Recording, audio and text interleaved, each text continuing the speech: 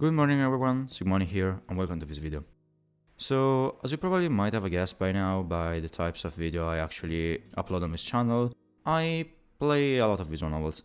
So in this video I wanted to make a tier list of some of the visual novels I played in my life.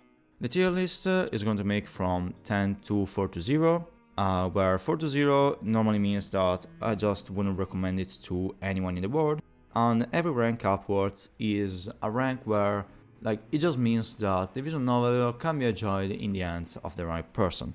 Oh, and also to let you know, the 10 rank here is just for show, I don't think I'm going to use it in this video. So yeah, that's a thing. Some notes before we start. First, I'm going to talk about the Steam version of each one of these games. Some of these games are not available anymore on Steam, but they were during their lifetimes, so I actually had the opportunity to play their Steam version, and I'm going to talk about that. Secondly, of course, this video is not scripted, so I could make a lot of errors. I'm probably going to forget a lot of things, so I'm probably going to correct some mistakes that I did during this video while editing, but there is still the possibility that some errors might just skip past me and still appear in the final product, so in that case, I'm sorry for that. Third, this is a tier list. Of course, this is, my subjective and personal opinion is not objective. It shouldn't be taken for the real truth or something like that.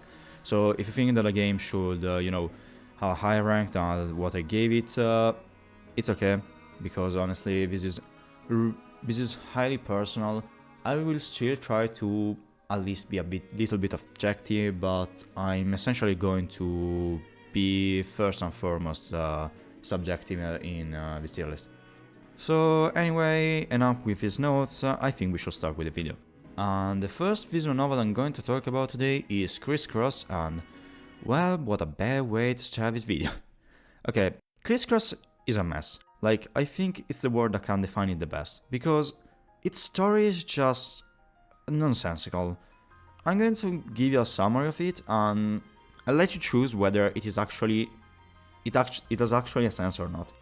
So, we have the protagonist who is in love with this dark-haired girl here, but at the same time there's this light-haired girl here that is a friend of the protagonist, and she's also in love with the dark-haired girl, and she's also a bit of a psycho, so much so that, if I'm not wrong, once she also tried to kill the protagonist.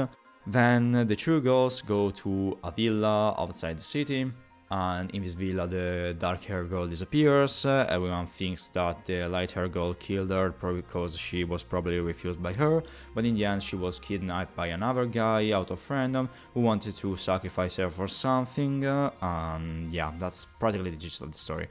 Then there are some strange things that happen. For example, there's this guy that practically is in love with the protagonist, and every time the protagonist goes to sleep and wakes up, that guy is always in his room, and it's actually creepy. It's really creepy. To top all of this, the dark-haired girl is not in love with the protagonist, is not in love with the girl, but is in love with another person, which is in love with another person. So yeah, this is just a soap opera. Yeah, if you tell me that the story that the summary that I've given makes sense, where does it make sense? Sorry, it just doesn't. The story is just a dumpster fire of random things that were just put together because, yes, I seriously question the existence of this visual novel. I don't know who in their sane state of mind just said, okay, I want to make a visual novel out of this story. What? What? So anyway, if you also consider that this game practically lasts for 2 hours, then yeah, you understand that the story giving you, explained in 2 hours, doesn't really make that much sense. Moving on, as for the characters, honestly, kinda bland. They were nothing, really. It has been a little bit of time since I played Criss Cross, and I don't remember anything from these characters, except that the girl to the left is a psycho, and that's all, seriously. Apart from that, I actually don't remember anything about the characters. The same can be also applied to the music, which I think was kind of forgettable. I don't remember anything about the music, so yeah, decide for yourself. For the voice acting, I'm honestly having a Mandela effect. I don't know whether this visual novel had voice acting, yes or no. それは私への当てつけかな君。 I think yes, because if I'm not wrong, the only visual novel here that doesn't come with voice acting is Memento of Spring, but I could be wrong. But in any case, like, if I'm having this doubt, it just means that it wasn't remarkable, or if it was present.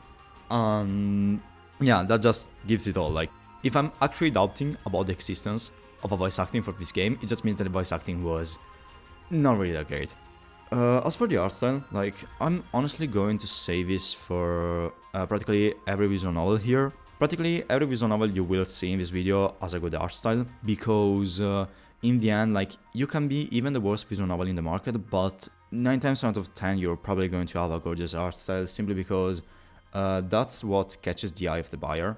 And like, it's just like a book or a video game cover, like, literally, it just catches the eye of the buyer. And many times I think that visual novel player actually buy visual novel not because of the story that is told, but because of the good art style. Or I don't know, that's just my personal opinion. Because sometimes there are stories in visual novels that are not really worth to be told, but they come with a good art style, and because of this many people buy them. So anyway, having said all of this, where I will put Criss Cross? Well, I think it's kinda obvious. It goes into the 4-0 rank, and if I have to give it a mark, a score, I will probably give it a 3-, because, like, between a 4- and a 3-, because honestly, I wouldn't recommend anyone to play this visual novel. Like, seriously, I wouldn't recommend it even to my probably to my worst enemy, yeah, but I wouldn't recommend it to anyone. Also, this is one of the visual novels that is not available on Steam anymore, for which I'm kinda grateful. Also, a thing I haven't said, this visual novel was brought on Steam by Sakura Games, and if you are a bit into the visual novel world, you know that Sakura Games translations are kind of appalling, because 9 times out of 10 they are just machine translations, so yeah, they're not that great. And I think with this we can close the Criss Cross chapter and move on. So now we have the Asicxart triads. We have Foxime, Foxime Zero, and Fluffy Store, and I said them like this because that is the chronological order, and I think that is also the order I'm going to talk about them. They also published a 4th visual novel, which was Vampire's Melody, but I still haven't played it, so it is not present here. So I think we should start with Foxime, and the story of Foxime, let's see if I actually remember it. It's like, the protagonist is a university student. He goes to university, he takes linear algebra, I remember this fact, and he gets to know the purple hair girl. At the same time, like, he lives together with his fox girl, and that is because since he was a child, she actually looked after him because of things that one of his ancestors did to her. Like, she helped her and took care of her, and like, the guy is like, sees this girl, the fox girl, as her sister, but at the same time is kind of in love with her. But in the end, like, he gets in love with the other girl, with the university student, and they get together, and the fox girl kind of disappears and then reappears during the final. I think it was a sweet story, nothing too heartbreaking or in general majestic, but it still was enough to make me say that it was an enjoyable visual novel. The characters were nothing to brag about, kinda plain to be honest, but still quite enjoyable for the story that was told. As for the sound department, this visual novel also didn't come with voice acting. I actually forgot about it. I honestly thought that it had it, but it is because Foxime Zero, which I think is the superior Foxime, actually has it. So, okay, and the music, yeah, I just don't remember them. I'm going to be plain honest with you. So, all things considered, I think Foxime can actually be, like, it is a decent visual novel. Considering the price, it is actually really good, because it has a really cheap price. And these three visual novels were also published, and this is a fun fact, by Sakura Games. However, their English translation is actually good, because if you actually scroll down in their description, there is another person that is credited for translation, which means that they actually hire someone for making the translation for them, and Sakura Games just published the game, which, yeah, it shows. The translation is good. Like, I say the translation However, I don't really know how the original, if I'm not wrong, this is Chinese text is. So I'm just going to say, like, the dialogues are okay, like, they are kind of well written and they're just really good. That is what I'm trying to say. Like, they are not, like, you see that they are not machine translated, but they are translated by someone that actually knows a bit of English. All in all, I think that Fox Hime can easily go into the 6th tier. Because I think that it's around a 6, like, it's less than a 6.5. So I think, yeah, 6 is territory, honestly. However, I cannot say that for Fox Hime Zero, because as I've said, it is the superior Fox Hime. And Fox Hime Zero is actually a really good visual novel, I have to say this. I actually liked it way more than the first one. And it is a sort of a prequel to Fox Hime because it tells the story of the ancestor, the protagonist of the first Fox Hime, like his relationship with the Fox goddesses, and subsequently why the Fox girl in Fox Hime actually follows the protagonist. So the story was that practically there was this guy who was studying in university under a teacher, and he was a researcher, and he was sent into this forest to study the local fauna, if I'm not wrong, local animals and plants. Here he finds the fox goddesses, and because this time there are two, and like he gets along with the lighter one while he doesn't with the darker one, because the darker one is practically the master of the lighter one, and she had bad relationship with the humans, which is actually quite explained during the game.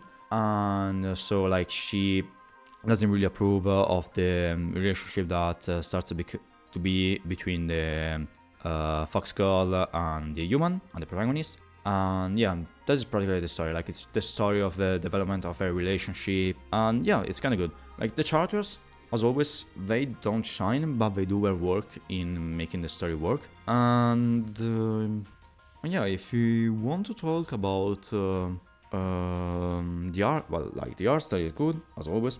I said it that I would have said it only once at the start of the video. Sorry, I'm going to repeat it again. And this one actually has a voiceover, and the fact that I remember it means that at least, you know, it just remained a bit in my memory. But yeah, I can't really judge a voiceover because I remember its presence, but I don't remember how it was it. And the same can be said about the music, but I remember the music being somewhat okay. I remember enjoying it a bit. All in all, I think Fox Hime Zero is like the superior Fox Hime, and it goes straight up into 7th tier, like, no questions asked, because I think it is actually a really good step forward from Fox Hime, and yeah, like, I think that's it. However, we have to return to normality when we talk about Fluffy Store, because Fluffy Store is the work I have the least appreciation for between the one from Asicxart. And that is simply for the fact that I didn't like the relationship between the characters.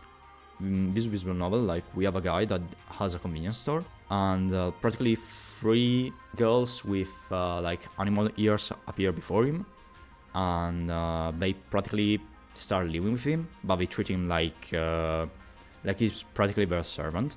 And I didn't really like the relationship between the girls and the protagonist, because I don't like these types of relationship. They kind of seem toxic from my point of view. I have to say, this one was the weakest, both in terms of story and both in terms of characters, like, and relationship, and subsequently dialogue. I didn't really enjoy it. It really wasn't nothing to brag about. Like, the story is practically non-existent because it's literally just the convivence between these 3 girls and this guy, and like also like the life of the convenience store, in a few words, because the guy is the manager and the 3 girls start helping me out there. But yeah, there is not really that much to talk about that story because yeah, it's really poor of content. The characters, as I said, I didn't really like their interactions. They are kind of diverse, but at the same time they kind of treat the guy the same, even though their character is kind of different. Now, I don't really remember their characters, I just remember that Sherry, which is like the girl on the left, is really outgoing and is the one that treats the protagonist the worst. Then there's like the bear girl. Yeah, doesn't really show any remarkable personalities. And then the center girl, I just don't remember what was her character. Which, yeah, kind of speaks about, like, I can remember characters from series that I didn't like and that I did like. So Fluffy Store kind of falls in the middle where I just look at these characters and say, yeah, I kind of don't remember about you. For the rest, I remember this ad voiceover. I am kind of sure about it. But yeah, apart from that, there's not really that much to talk about here. It's not a really great visual novel. In the hands of the right person, it can be actually enjoyable. For me, it wasn't, so it goes straight up into 5 tier. Because, yeah, it wasn't a great visual novel. I think that if I were to judge it critically, I will give it probably less than a 6. So I think that a 5, like 5 rank is actually the right rank for it. Now, we have finished with the Asicxart trilogy, so now we have to go to Grisaia Phantom Trigger Volume 1. Now, a little thing to say before this, I actually didn't play anything of the Grisaia series before Phantom Trigger Volume 1, so I was actually introduced to the saga with this, not with The Fruit of Grisaia or any other visual novel. I have to say, the context is really good. I think it is something already seen, because it seems like there is this tendency of literally taking high school and making it the set for whatever thing goes into the mind of the creator, in this case like a spy setting. The story was really short, because this is a series in volumes. I think there are 7/8 volumes at the moment out, and like it was really short. I think it lasted less than 3 hours, but I think it was good. Like this series had a really good art style, as always. The story was just the introduction of like this new teacher to this class of, you know, girls that do spy work, so they really hadn't a normal life. And like it's a sort of normal person, because even the teacher is not really a normal person who is trying to integrate with these strange students. Yeah, I mean, it was okay. The characters, I think, weren't that bad. I think they were actually quite good. Yeah, they were sort of archetypical, as always, but I don't really have nothing bad to say about them, like, at least from my memory. There were obviously some plot twists that weren't explained, because they were going to be explained like further in with the series.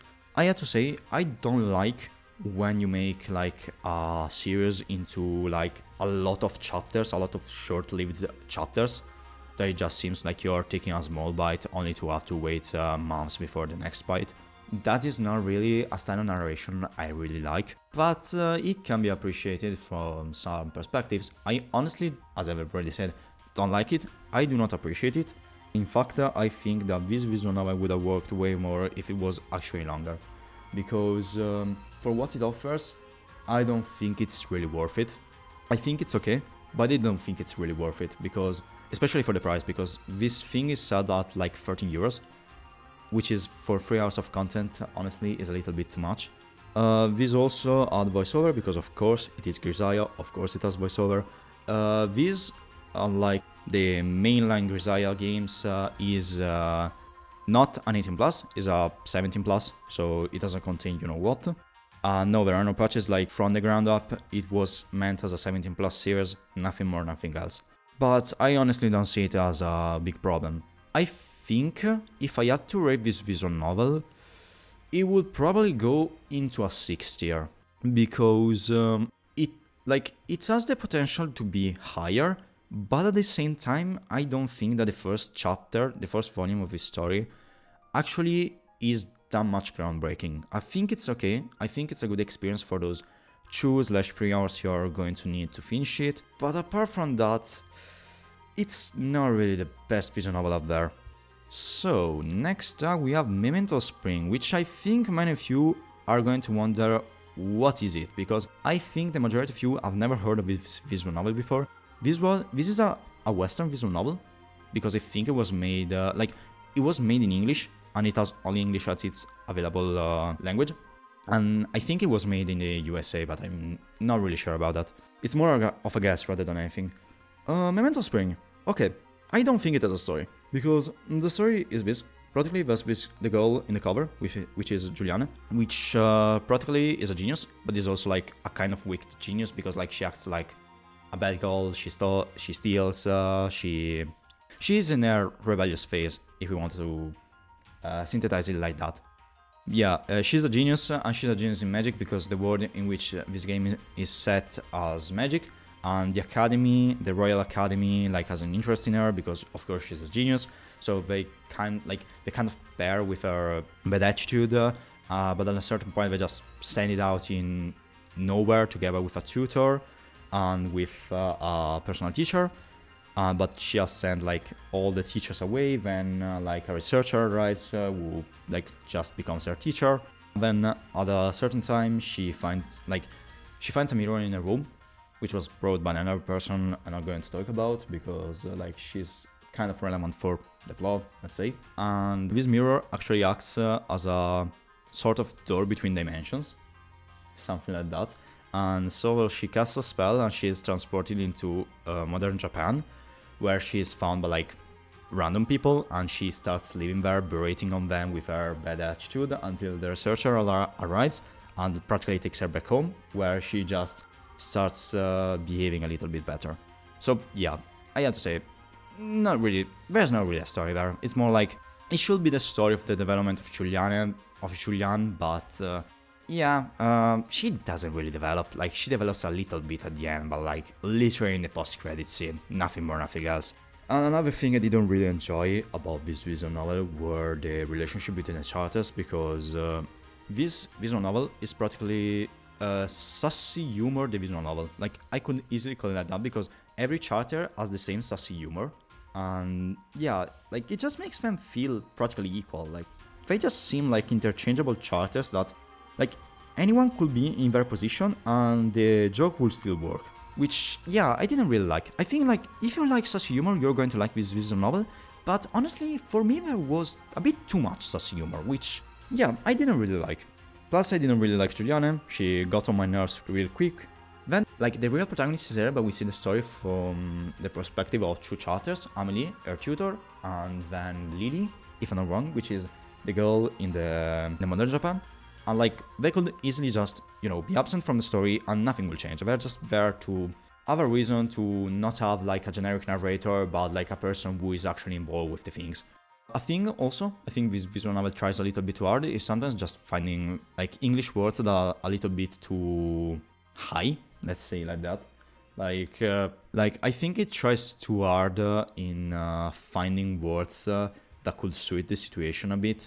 Because like sometimes there are just words that I just ask, wait, what does it mean? And like when I just search it and I just say, well, you could have substituted with another word that was more comprehensible. It isn't honestly a big problem, it's more a thing to note. Also, I think like the art style was okay in this one. It wasn't nothing to talk about. Also, yeah, this visual novel doesn't come with voiceover. As for the audio tracks, I just don't remember any of them, like seriously. Yeah, I kinda skipped over the characters part in this one, and it is simply because, as I've said, every character has the same sassy humor, and because of this, they don't really have their own personalities. Like, they kind of feel the same, like they were just the same character speaking, but just with a different sprite every time. Like, it was just a monologue of sassy humor. Like, this is the best definition I can give of Memento of Spring. Overall, I think this visual novel was a good effort, but nothing, like, not enough to make it warrant a 6. I think this is going to 5 because it was okay. Like, I think in the hands of the right person, it could actually be an enjoyable experience. Unfortunately, I wasn't the right person. I kind of played it through it. I finished it in I think 8 hours, and these hours were really long just because I didn't really enjoy the whole story, the whole environment, the whole setting, the whole characters. I just didn't really enjoy it, and this is why I give it a 5. Okay, so next one we have Slobbish Dragon Princess, or DraPri for short. I was actually kind of disappointed by this visual novel because honestly I had higher expectations for it.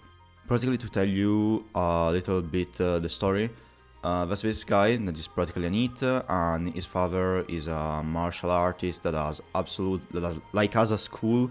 He has no student, He has an addiction to gambling, and every time he has money, he just goes away gambling and leaves the child alone.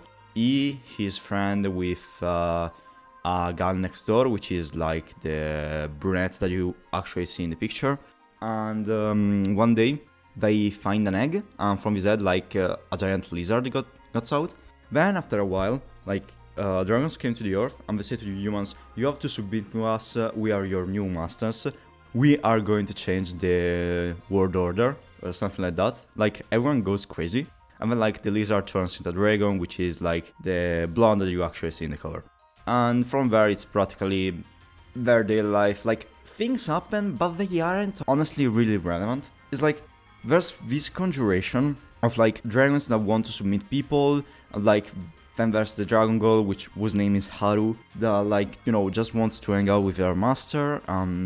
Yeah, in a few words, it's literally just their daily life. And yeah, I was kinda disappointed. Like, the story is practically non-existent, it's just a slice of life. However, the quality is not even that great. Like, seriously, it's not really that good. I've read things that are way better than this visual novel. I think the only redeeming features that this visual novel has are, well, the art style, of course, like, full stop, because apart from that, it doesn't really offer anything else that makes it worth it to play this visual novel. Because, like, the music, it's, like, okay. Like, unless it's something really, really memorable, I'm not going to remember it. And I think this talk practically applies to every visual novel I talked about here. Then, okay, there's the voiceover. The voiceover is good. Like, I'm not really a man to judge, but, I mean, it's okay. But, really, like, story-wise, it's, like, not that much. Characters are eh. So practically we have Haru, the dragon girl, which is practically a child. Like, she has to build a sort of common sense around humans, even though, like, she has like a hive mind together with all the dragons, so, like, she knows many things, but at the same time she still acts like a child sometimes. And yeah, it's strange. Like, it seems more a Deus Ex Machina rather than anything else that hive mind shared by dragons. Then, like, the other girl is simply a gal. Like, I have nothing else to say. Like, it's a gal that is in love with her childhood friend, and that's all, honestly. Like, there's not really that much else I can say about it. So, overall, like, and this visual novel lasts for less than 4 hours, and it is sold at, like, 13 euros if I'm not wrong, which, yeah, it's not worth it. Like, I already made this talk for Phantom Trigger Volume 1. Like, the price is not worth what you actually get for the visual novel. I know that, like, in order to produce a visual novel, you have to undergo many costs, because, well, you have to have all the voice acting, music, art, which probably is where the majority of visual novels actually put their money. So I understand that they make you pay a certain price because, like, they have, of course, to earn something from all the money they have spent. They have to get it back. However, they should also consider the quality of their work. Like, the quality of Slobbish Dragon Princess is mediocre at its best. Like, it's literally a 5. I have nothing else to say about visual novel rather than it's a 5. Could there be more? Yeah, not really, honestly. Like, with the elements that were presented, not really. Also, like, this visual novel has also a fan disc and a sequel. Like, a sequel, I honestly find it necessary because, I mean, nothing happens, so it's literally just like they did an introduction to the world, the characters, and so on, even though it isn't an introduction. Like, the introduction is literally the start of the game, and then there's the game. So, yeah, I have to say, I wasn't really impressed.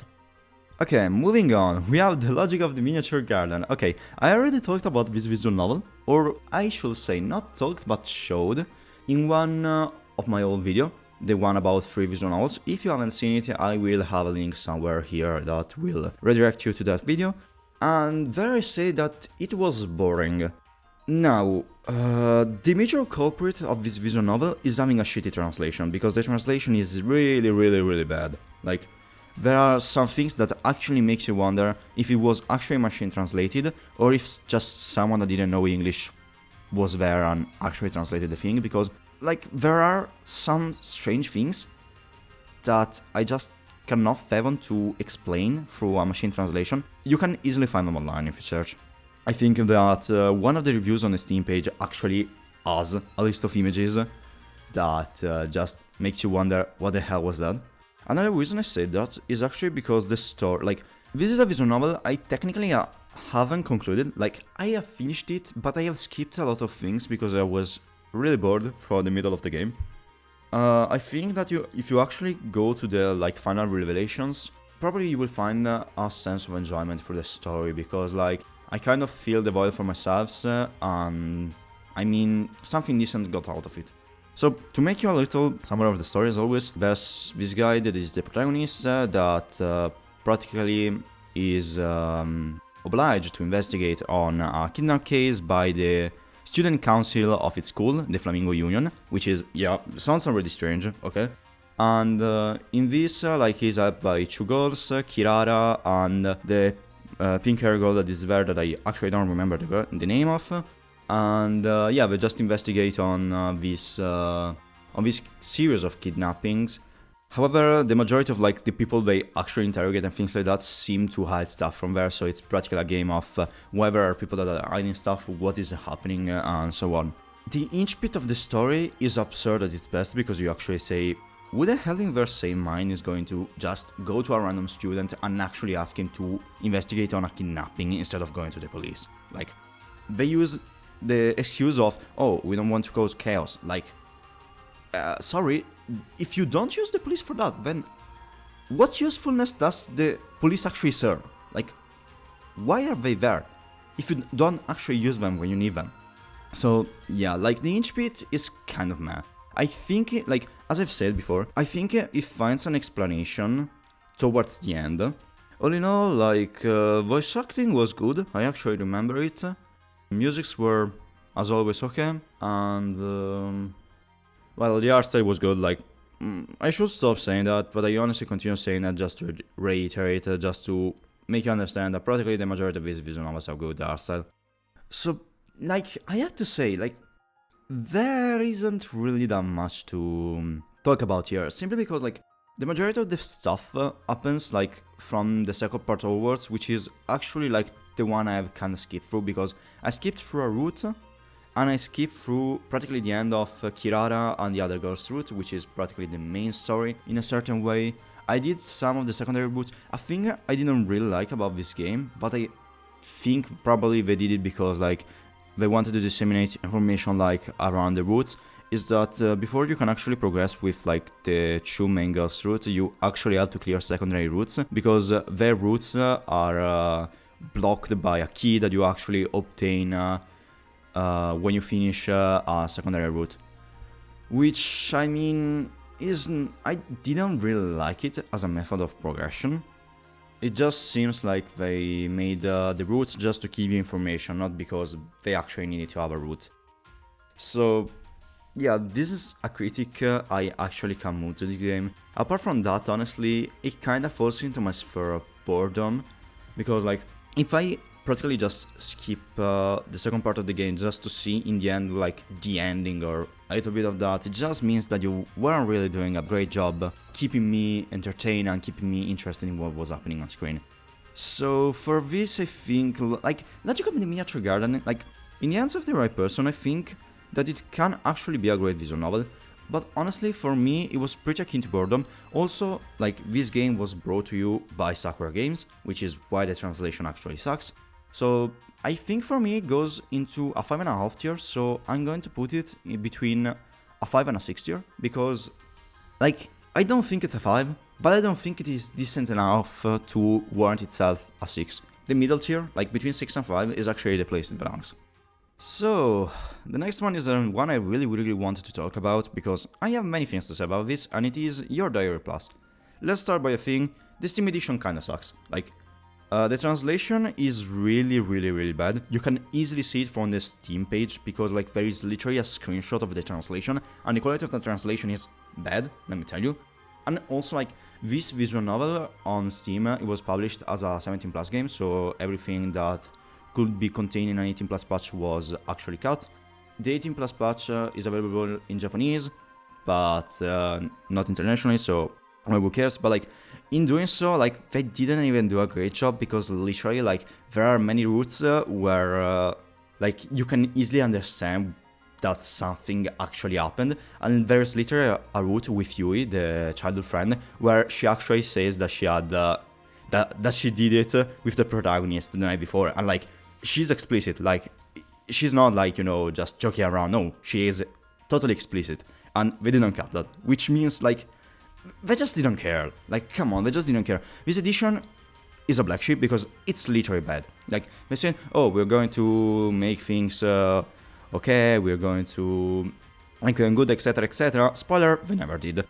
Yeah, so practically, if you want to play it to Steam, my only advice is, if you know Chinese, then play it, because it was practically translated only in Chinese, and then the English was just like, yeah, well, who cares, we're probably going to sell some units to those English people, to those Westerners that actually play visual novels, and yeah, they probably didn't do that much of a job doing that. Like, they literally just machine translated the thing, and they were good. Also, there are some things that aren't even translated from, I don't remember if it was Chinese or Japanese, but anyways, there are some things that are even untranslated, so yeah, this visual novel as a translation thing is an absolute and complete disaster, like, not gonna lie.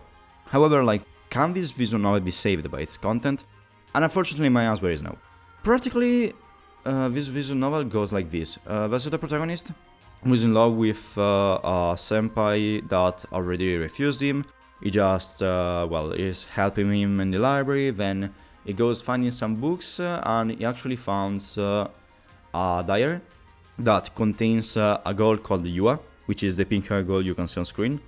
And she literally tells him that he's like his love diary, where practically things that make him feel happy are actually noted.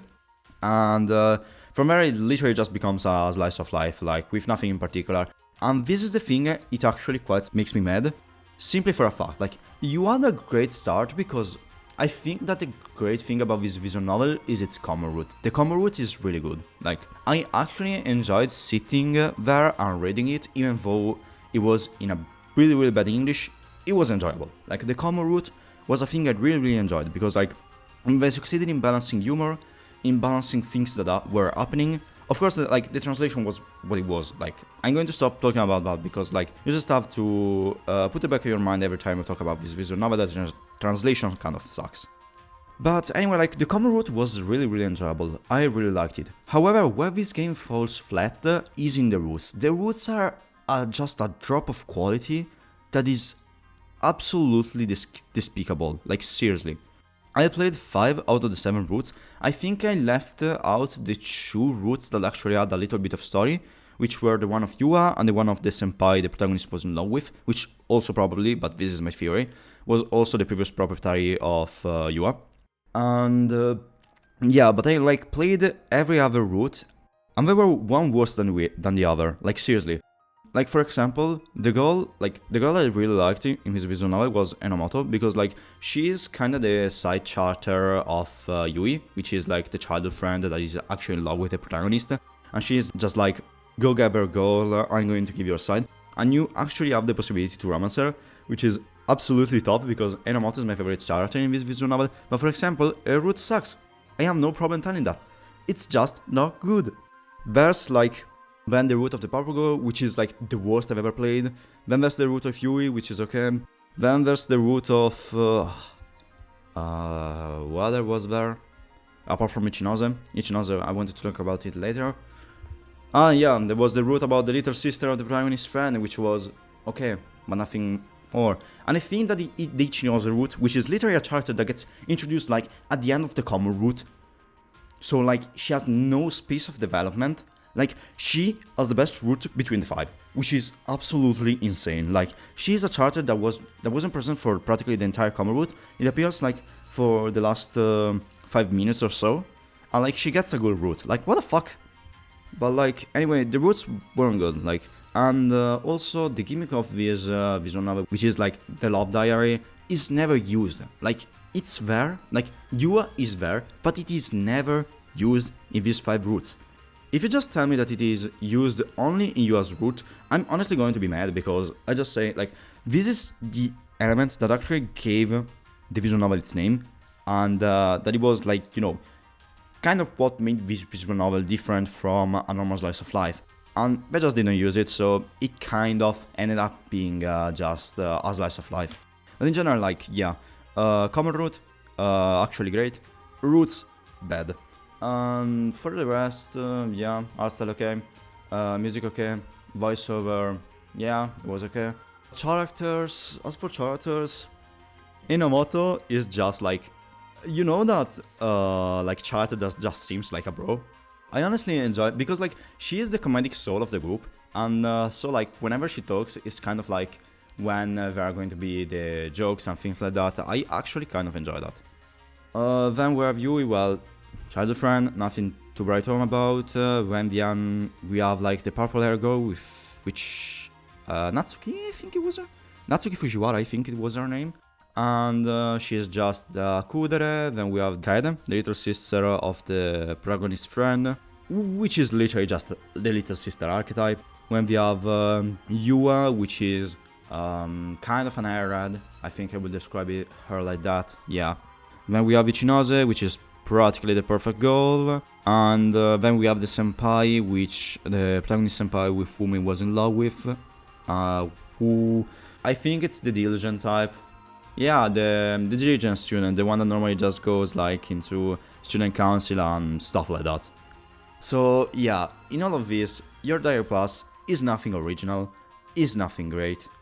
Like, the price, I think it's okay for what it offers. However, like, the quality of its Steam version is just absolutely horrendous. Like, if I had to give it a score and put it into a tier that is based off the Steam version, it would easily go into the 4-0 tier, because the Steam version, avoid it at all cost. Honestly, don't buy it, don't give your money to these people. However, if I had to judge it by its content, I think it is at least a 5. So I'm going to put it between a 4-0 and a 5, just to make things a little bit interesting. Simply because, like, I don't really want to evaluate the Steam version because it is a mess, but at the same time, it's practically the only way that people are going to play it, so the contents are nothing unmissable. Like, it's not that you are going to lose, like, one of the biggest visual novel of the century just by not playing this. Honestly, no, it's not a great visual novel, so you're not going to lose anything. But at the same time, like, its content can be okay. So yeah, I think between 4 and a 5 tier is actually okay. And lastly, we have Yours Might Be on Twilight, a Chinese visual novel. Okay. This visual novel was okay. It is a short visual novel because it lasts for literally 2 hours. Practically is the story of this Chinese worker that returns to its home in the countryside together with his girlfriend, and practically he meets another classmate, but the other classmates kind of just doesn't remember who she is, and apparently no one actually sees her. So, and it's like the story of discovering this mystery. It's a kind of a sweet, like, it's a sweet story. There's, like, it's nothing egregious, but it's surely a sweet story. It's a story that actually makes you, like, kind of want to read it, and considering that it is actually, you know, short, as I've said, you can easily finish this visual novel in 2 hours. I think it's good. As for the characters, the protagonist's girlfriend is literally the perfect girlfriend, like, supportive, teasing, and everything like that. And yeah, practically the 3 characters that are really present in this visual novel are the girlfriend, the protagonist, and the girl you actually see on screen. But considering it is really short, there isn't really that much time to actually, you know, develop things more than, you know, just some characteristics. For example, the girl, like, the ex-protagonist's classmate is kind of a cheerful girl, let's describe it like that.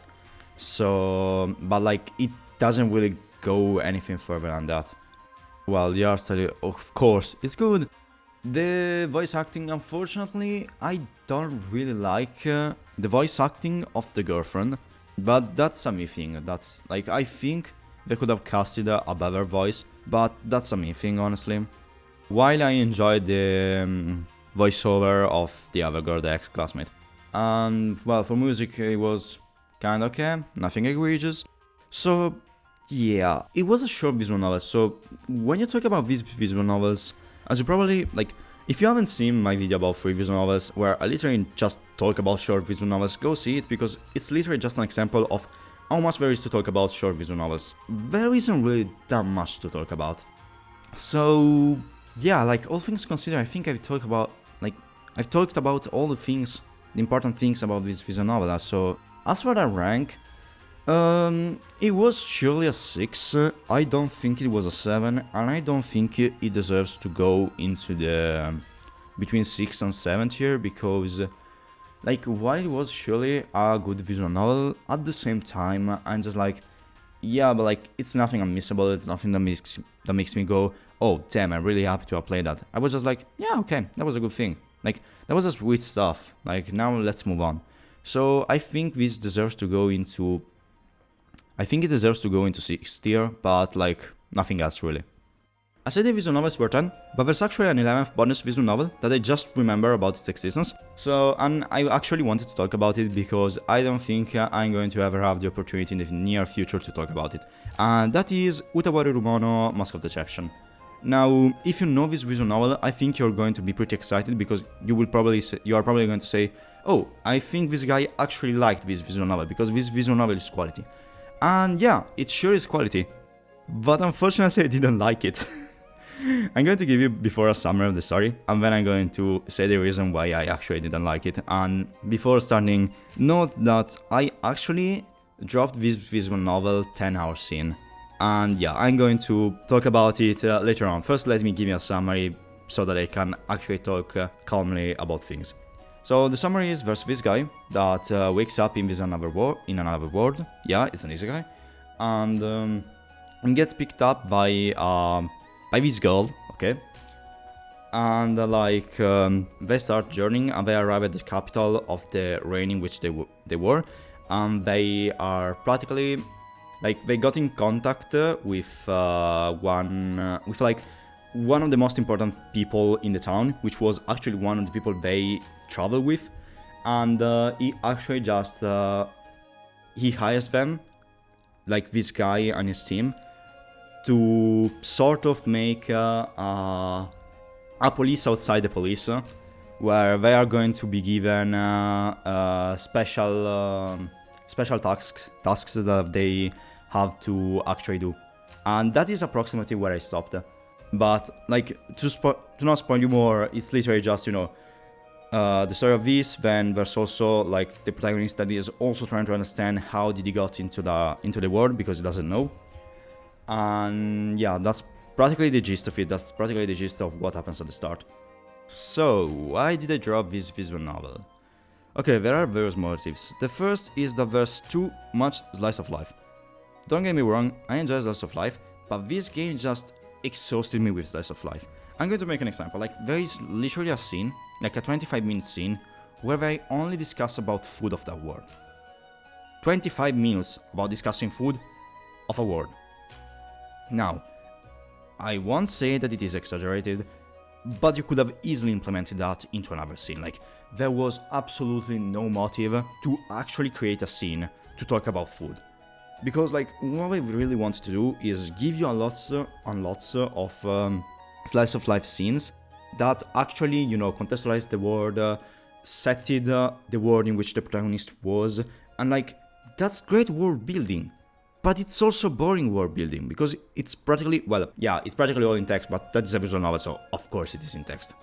But like, there's literally just too much stuff about slice of life and not that much stuff happening. I think that, like, if I come back to this game 1 year from now, I'm going to practically remember everything that happened in there, like, or at least like the main events. I'm going to remember the main events that happened, because like, in 10 hours of games, not that much really happened. Secondly, while this game has tactical RPG battles, they are just not used. Like, I think there are around 18 stages, if I'm not wrong, of tactical RPGs, but like, they could have been used more in order to actually, you know, provide a sort of relief moment where you don't have to actually follow the story, but you just have to play the gameplay. But unfortunately, it isn't like that. I remember that there was like a period where I was waiting like for a tactical RPG battle, and like 2.5 hours passed and there was no battle inside, and I was just like, okay, I'm done. And like, well, while the tactical RPG part of this game is honestly nothing good, like it's not really good, like it's present but it's not that great, because like it is obvious that they actually wanted to focus on the story and like the visual novel part more than the technical RPG part, but then you just ask yourself, why did they include a tactical RPG part if we wanted to focus more on the visual novel part? My answer is probably I wanted to make relief moments for the players, but honestly, I have no answer for that. The third thing I didn't like about this visual novel is actually its comedy and how it intertwines itself with the character relationship. You see, in this world there is a completely different languages which still speaks like Japanese, however it doesn't write and read like Japanese. So like, we have a protagonist that is literally an illiterate, so he can write and he can't read. And also, every person in this world has a superhuman strength, which makes like the strength of our protagonist just like the one of a newborn baby, literally. Like, he has no strength whatsoever. Because of this, there are some character relationship where he is kind of picked up because of its inability, because he cannot write, he cannot read, and he has no strength. Because of this, he's kind of berated by others. At the same time, like, it kind of redeems itself with intelligence in some fragments of the story. But in general, like, yeah, there are these relationships where he is kind of berated by other characters that I didn't really enjoy. And normally the comedy also focuses on this. Like, the comedy many times just focuses itself on, you know, the lack of strength of the protagonist, how he doesn't know how to write and read just happens when he enters the city. So like, in the first 6 hours of the game, there's nothing about that. It's more like about his lack of strength. And yeah, then like the comedy in itself is just the typical Japanese visual novel comedy, which is practically hit and miss unless you really like it, because sometimes like the comedy is okay, but many times it's just kind of sufficient, like it's not really that great and not really that enjoyable. However, like the character interactions and character relationship, when you kind of exclude the comedy, are really enjoyable, because like the characters are okay. The characters are kind of well thought in a certain way. They are kind of archetypical, like as always, but they aren't that bad, I have to say.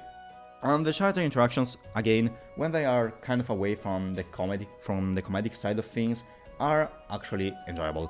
Also, when I say that, like, you know, the comedy is the normal visual novel type one, I also mean that there is some ecchi.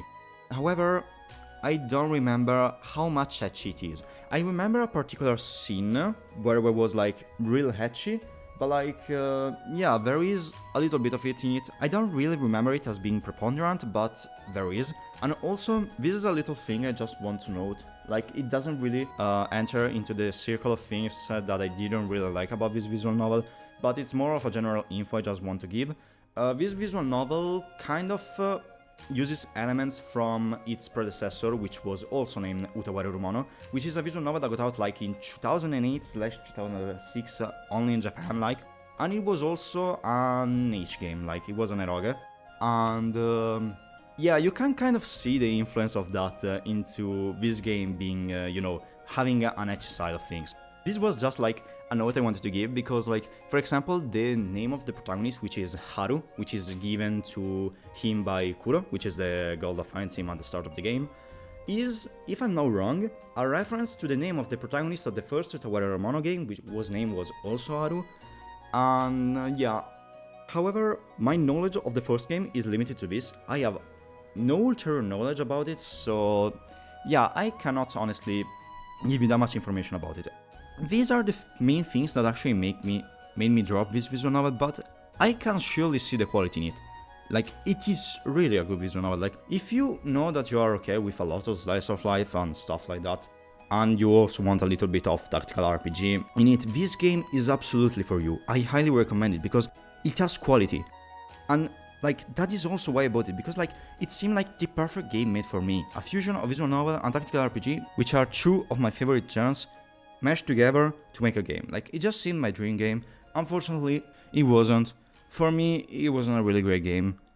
But honestly, if I have to judge it objectively, it is actually a great game. Like, it's the best game between those that I've actually talked about in this video, and like it actually deserves, like this goes straight up into the 8/9 tier, into the 9/8 tier. Well, it's practically an 8, but it goes there because objectively what I played was high quality. Like, you could see that they actually put a lot of thought into it. However, I just didn't like it, so like I dropped it. But like, I could see that that there was quality in this visual novel. It was simply that it wasn't for me. And this just shows that, you know, if you don't like a game, it's okay. Because like, it could be a great game. Like, you can literally just say that objectively. Like, oh, it was a great game, but it wasn't for me. Like, so if you just don't enjoy a game, even though you think that it is actually great, it just means that it wasn't for you. And Utawarerumono was that for me. It wasn't a game for me, even though you could see the quality. Of course, like, between 9 and 8, this game is more akin to an 8- for me. But, like, still, I think that you could see the quality. Like, of course, when I'm talking, like, practically about the first 10 hours of the game, where, like, there's quality, but nothing happens. So, technically, I could say, okay, between 9 and 8, maybe between 7 and 9/8. And I think I'm going to leave it at that and move it at that, because, yeah, like, in the end, like, this is the opinion of one man that actually just played 10 hours of this game. So probably, like, I don't know, in the next 20 hours, it could just go all to hell and just destroy itself, implode on itself, I don't know, a Mustang can just fall on its head, something like that. Like, it could happen. But for the 10 hours I played it, honestly, it was a good game. Wasn't for me, but it was a good game. And with this, we have actually concluded the video. We have talked about 11 visual novels. As you can see, the majority of them fell into the middle territory, where you can actually say that they were mediocre or that they were good, depending on the person, because the majority of visual novels are actually like this. They aren't great quality product, but in the hands of the right people, of the right person, they can actually become like easily their favorite game, easily one of their favorite stories they have ever read in their lives. It just depends on a person, and this is also why I say that this tier list is highly subjective, because when you talk about visual novels, many times it also depends about the feelings that the visual novel actually gave it to you. But anyway, I think I've talked long enough. I don't know how long this video is going to come, but anyway, if you arrived here, thank you very much for watching, and like, yeah, I think that's it. So this was all from SigmaOni, and I'll see you guys in my next video.